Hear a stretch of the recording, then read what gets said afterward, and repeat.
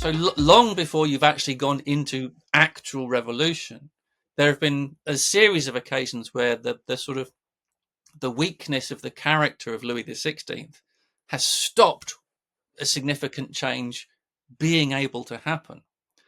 And the cumulative effect of failing to do all those changes is that the situation just gets worse and worse until it is completely unmanageable anyway.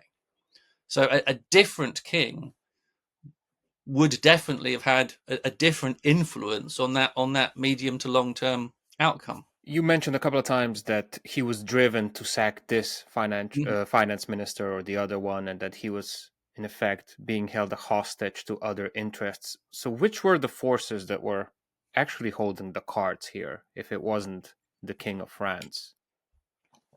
Well, it's the existence of a court, the existence of other ministers. I mean, they are all in order to be powerful, you have to have powerful friends. You have to be part of a faction. You have to be in political maneuver with the other factions all the time. Um, and again, one of the ways in which previous kings balance this out is, ironically, by taking mistresses. If you have a mistress at court, she literally becomes a conduit for influence, a deniable way of maintaining relationships with some groups, a route Oh, for wow. pushing patronage towards others. Um, the king's sexual life is part of his political life. And Fascinating. both Louis XV and Louis XIV and earlier kings, they're involved in this. Their own libido, their desire for attractive women around them. And again, I mean, this is not abnormal for aristocrats in general. Marriage is very much an economic transaction. No one is expected to love their wife. Um, Being lovers is normal in an aristocratic court society. But the weird thing about Louis XVI is he does appear to love his wife. This is one of his problems: is that he doesn't take a mistress. He is conspicuously uxorious, while at the same time also being rumored to be sexually incompetent.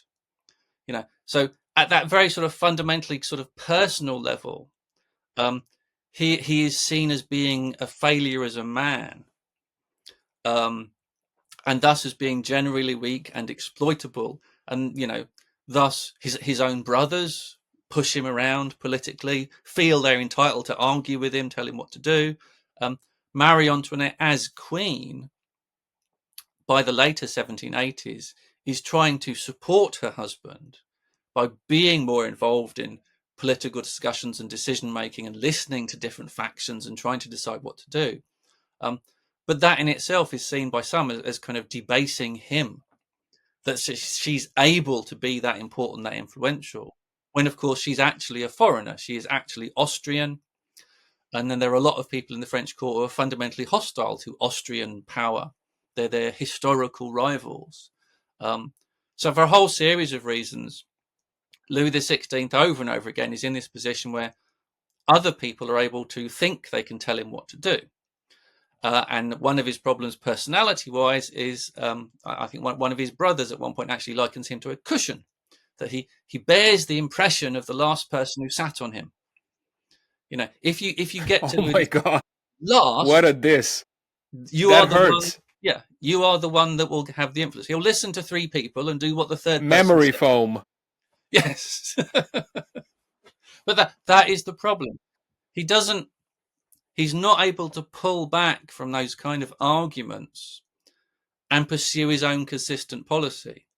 He's battered by these other forces, um, and ends up trying to do some things which are really ambitious in terms of reform, but in the sort of political storms that are playing out, it proves to be impossible to carry them through. Thank you so much for listening. If you liked what you heard, please consider subscribing to Smart Cookies on YouTube. What else is there? Apple Podcasts and Spotify. And if you really liked what you heard, feel free to become my Patreon. No, my patron on Patreon by going to Patreon and becoming my patron.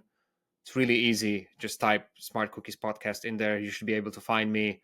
last but not least, I have to thank the absolute legends that are my producers on this show, my existing patrons on Patreon: Aida, Mancian, Miha Medved, Medinho, Gordon, Jurechuk, Lorenzo, Mila, Carmen, Taichi, Goran, and Veronica. Without you guys, this show wouldn't exist. So massive thanks. And yeah, see you in the next episode. Bye.